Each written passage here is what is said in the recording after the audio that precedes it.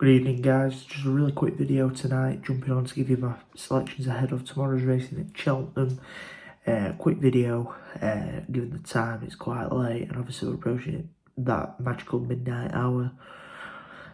So looking ahead to New Year's Day's racing at Cheltenham tomorrow, and my first selection comes in the 12.55, which is a limited handicap chase over 2 miles in heavy ground. I suppose that's the first thing to mention about racing tomorrow at Cheltenham.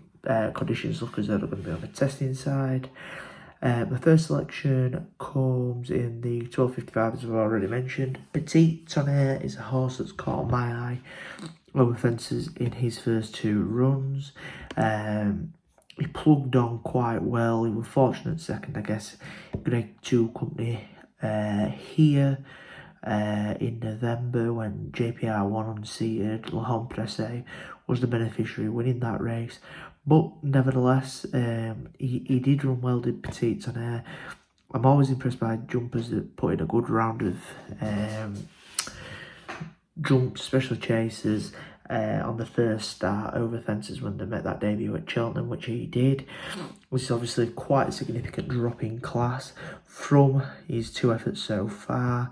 He finished second in Grade 2 company on his chase debut, and then he finished 4th of 6th in the Henry VIII over the 1 mile 7 furlong. I think the step back up to 2 mile and a furlong here will be a benefit to him. He's got form over further.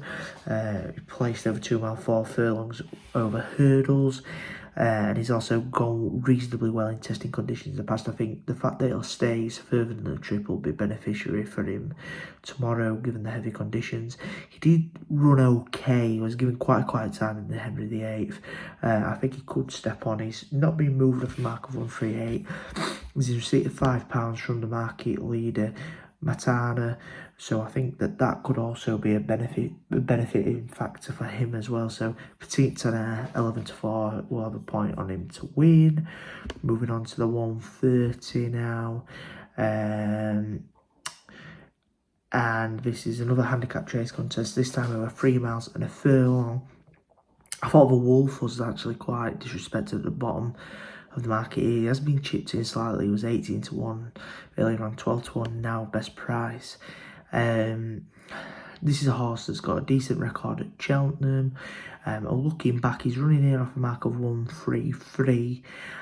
He finished second in this race 2 years ago off a mark of 136 when he was conceding weight to fullback. That day was beaten only 2 lengths. It's similar conditions to what we're going to see tomorrow. I think he could go well. He was a bit disappointing in his return run. He's had a wind up since then. But looking back, he did run out a 10-length winner at Perth in April. And, you know, he did have some fairly good form in behind the likes of Ansap, Captain Nord. You know, he's got some decent form there. Lord Accord, a horse that I quite like as well.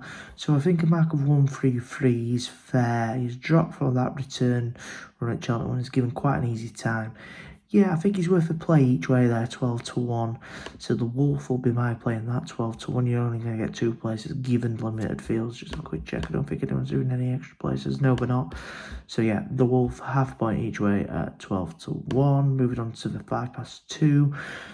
Stage Stars drifted out to 11-10, which to me suggests that he's a likely non-runner given the heavy ground. Obviously 11-10 is an absolute gift if he runs here, and I'd obviously recommend that price. I have backed him myself at that price, but my tip would be Ferrero Bamboo. He'll absolutely relish conditions here. He's been unchanged off a mark of 140 despite running really well in the December handicap here, the Grade 3, when he eventually was beaten 9 lengths by Fugitive, but he put up a really good performance that day.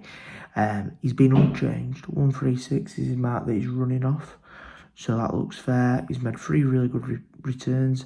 I think he was 3rd in the Grand Sefton and then 2nd behind Can Do Kid when conceding weight to him. I think he's weighted to run a really big race here. Venetia Williams also is still in great form with 29% strike rate.